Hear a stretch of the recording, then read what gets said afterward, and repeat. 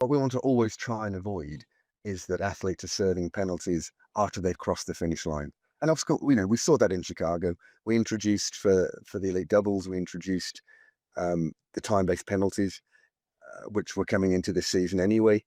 And naturally, we saw it was somewhat inevitable. We saw athletes serving penalties after they've crossed the finish line. And even though some people would argue that was really exciting, it's not how we would want that. The intention is not to do that going forward. So therefore, we had I guess we gave ourselves the task. How do we ensure that penalties are served before the finish line, but without interfering with the dynamics of the race? And certainly different ideas were, well, like triathlon, you could have a penalty box out on the run course and it's served there. Um, but that changes the dynamic of the race for that athlete, because when they're standing in the penalty box before, for example, going into wall balls, they're getting recovery. Yes, they're burning time, but they are getting physiologically some level of recovery.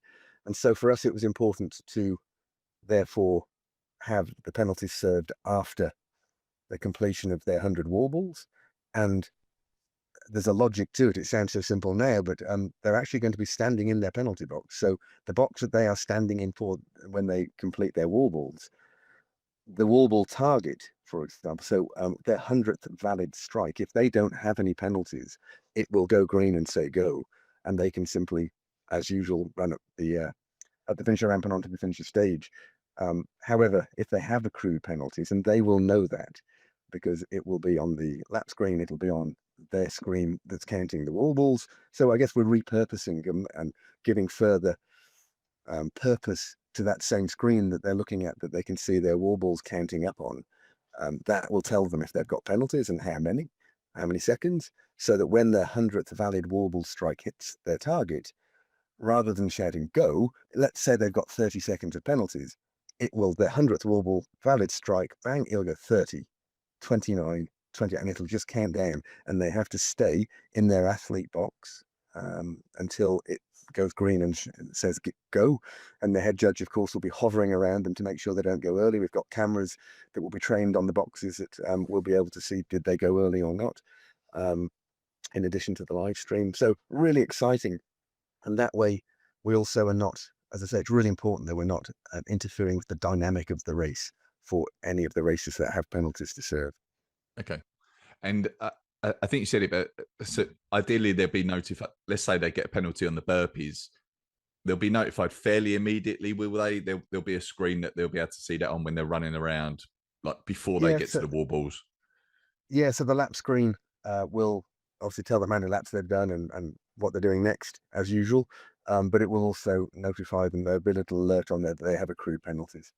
Okay. When they get to the wall target, they'll start their wall and quite quickly after they start their warbles, because of course we don't know which athletes are coming into which targets. So there's behind the scenes quite a lot going on. There's a team dedicated to how we handle penalties, communicate penalties, have VAR so that we can have the replays being fed to me on the race floor, and then we'll have team members based in the warball station. So when, let's say, Alex comes running in and he goes to wall station number one, um, he'll start his warbles, and for sure, someone's going to be pushing buttons on an iPad not far away from where they're standing that will then, if there are penalties, so it'll alert that target number one is Alex Ronkovic, and if there are penalties, that's when there'll be a red frame on his screen and it'll say 15 or 30 or whatever it might be.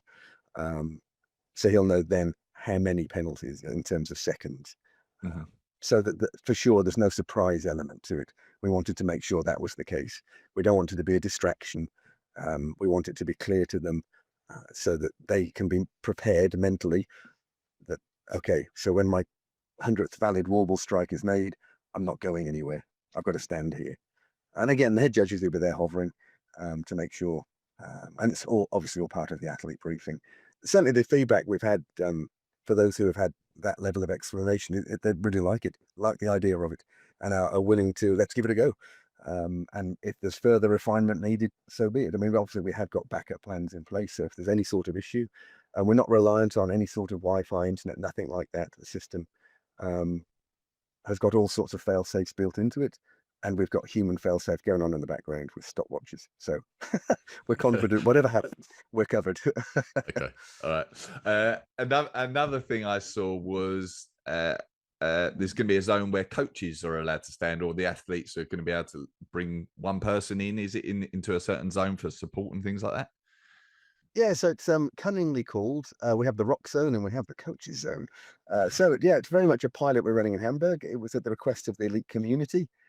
They can nominate one coach who will be chaperoned and supervised in the coaches zone, which is running. It's like an L shape, so it runs down the side of the grid, and then at the bottom of the grid, which is also where the wall ball targets will be.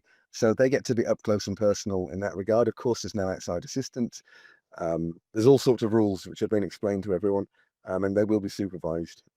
And I mean, I'm sure in the unlikely event that anyone doesn't behave by the rules, the possibility of infringement by any of the coaches will lead to penalties for their athletes. So that's very clear. The athletes take full responsibility for the activities of their coaches, but appropriate verbal support absolutely is allowed. No videography, no photography. You can't take food. Obviously, you can't do any sort of outside assistance, let's say, which is just as per the normal rule book. But we're pretty excited.